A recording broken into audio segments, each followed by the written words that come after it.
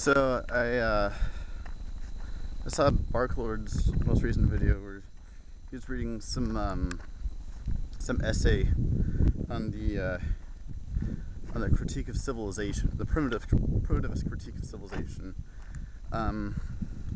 It's a topic that's familiar to me because I had a long debate back in the day with the Magic Cat, I believe is his screen name, about the same issue.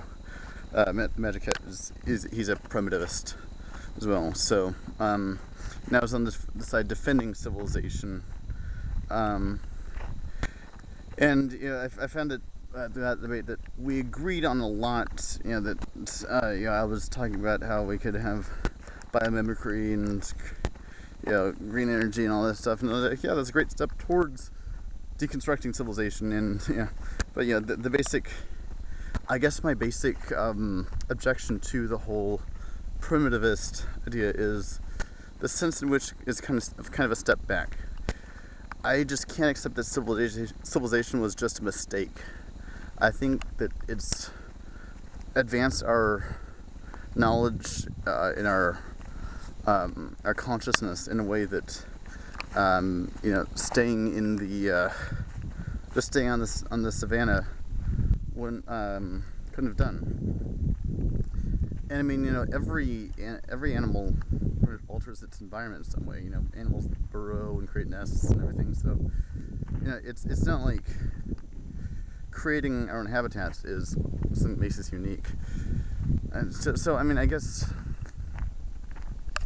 I was just thinking about, maybe, I don't know what we want to call civilization. Does it just mean being settled down? I mean, lots of animals settle down in one place. Does it mean having these high structures, skyscrapers and things like that?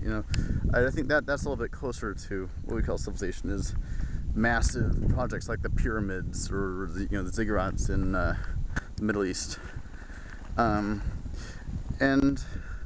as much as I can understand why people say that's a waste of resources, I still think there's something to be said for that human artistic push to create great things of great magnitude. But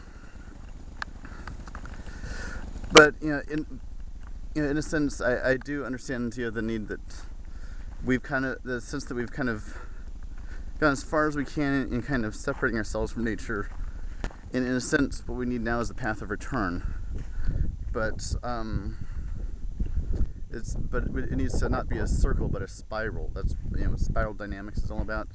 It's like going back to a place that it's similar to where you started, but different. And so I think I remember I saw some TED Talk where someone was talking about making houses out of trees, not chopped down trees like we do now, but actually living trees, like directing the growth of trees, to create houses, living houses out of it. And I thought that's kind of cool.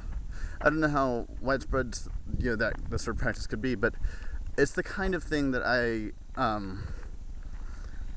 that kind of has a resonance for me, because I think that's kind of, if there is any sort of post-civilization thing, whatever the next step of human history is, I think it's going to be, in a sense, merging back into nature in a way that that incorporates all our advancement in technology and art and philosophy and everything. In the way that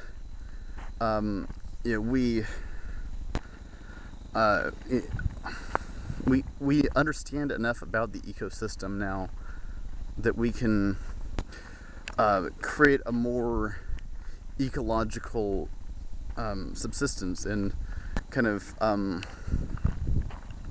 we create a net positive for nature. Not just blend into nature, but but sort of cooperate with nature in a way that helps us and helps the ecosystem. So I mean, after all the destruction we've done to the Earth's ecosystem, I think we could also do a lot of good.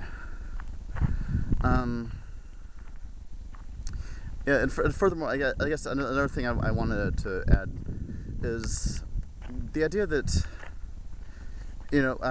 we've gone from small tribes of hunter-gatherers to larger farming communities to city states to empires, to this vast global system, and in a sense, power has gotten further and further from the people, and so in a sense, I think there is we do need to kind of spiral back on that as well, but in a way that doesn't dismantle the global global information system.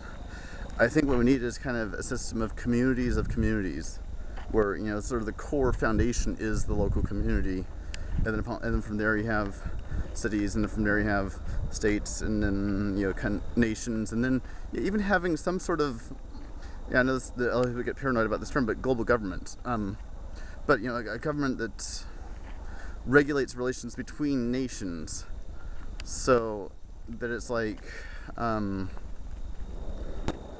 So it's not like it's not like a government that directly has impact on you, but basically a sort of bracketed system that builds up, starting from the ground of local communities, and that will have to first of all mean getting back the concept of community, because so much of city life we don't really have community in the way that it used to exist, and so I think city planning is going to have to change around that. But anyway, before we go a little too off topic, yeah. So I mean, I guess I could see a sort of post-civilization world, but it won't be like, or I don't think it should be like the pre-civilization world. It needs to be a spiraling out from that. So I guess that's it for now. Peace.